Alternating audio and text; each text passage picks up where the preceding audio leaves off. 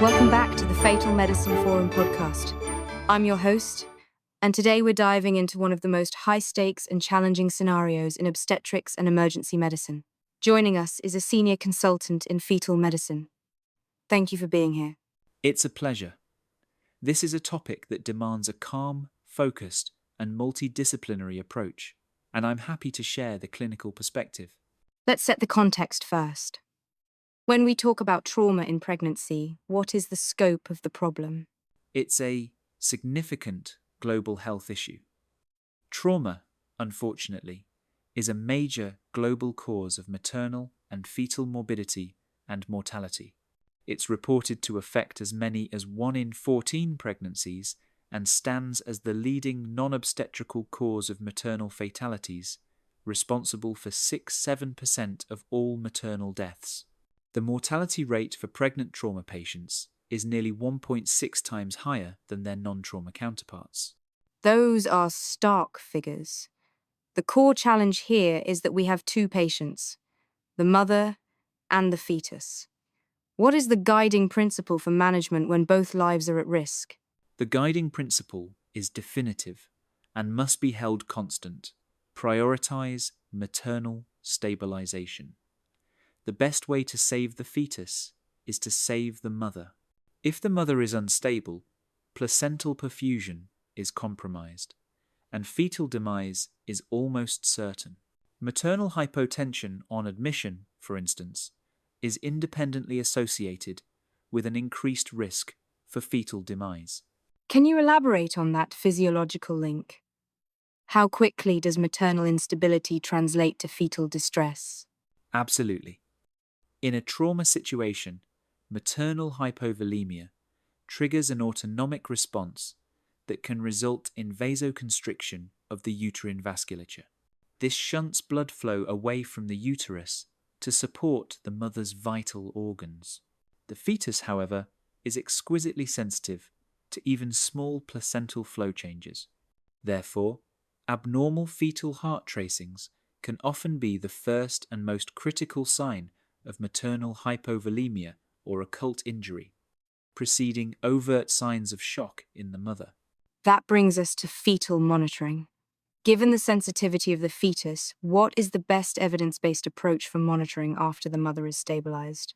After viability, which is typically considered around 23 to 24 weeks, and dependent on local resource availability, the cornerstone is continuous electronic fetal monitoring, EFM, and tachometry. This should be initiated as soon as possible, provided it doesn't interfere with essential maternal life-saving procedures. What about the duration of monitoring? Is there a magic number of hours?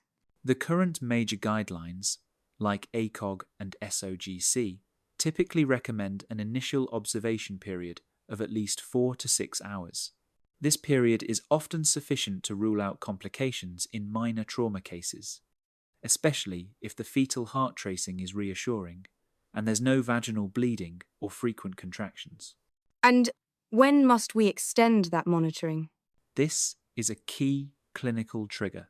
You must extend continuous fetal monitoring for up to 24 hours if you observe any of the following: uterine tenderness, vaginal bleeding, a non-reassuring fetal heart rate pattern, or, crucially, 6 or more uterine contractions per hour during the initial monitoring period.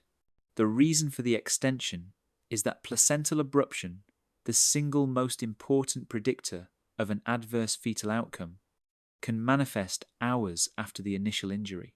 You mentioned placental abruption. How effective is EFM at detecting it? EFM is actually quite sensitive.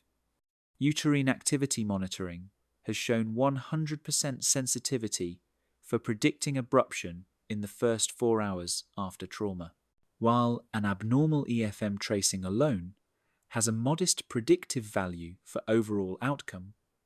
When a reassuring EFM is combined with a reassuring physical examination, it gives us a negative predictive value of 100% in excluding a major adverse fetal outcome. In other words, if the tracing is good and the mother looks well, you can be highly confident in the fetal status. Let's move to imaging. What role do ultrasound, POCUS, and CT scans play in this workup? They are invaluable adjuncts, but their purpose is different. Point-of-care ultrasound, or POCUS, is vital in the trauma setting because it's fast and mobile. It can rapidly confirm a viable intrauterine pregnancy, assess fetal heart tones, and quickly look for placental position. However, traditional ultrasonography has poor sensitivity, around 24%, for detecting acute placental abruption because the retroplacental hematoma might not be visible immediately. Crucially, management should never be delayed waiting for ultrasound confirmation. The CT scan remains the gold standard for definitive maternal injury evaluation. We use it judiciously due to radiation concerns, but modern protocols keep the fetal dose low.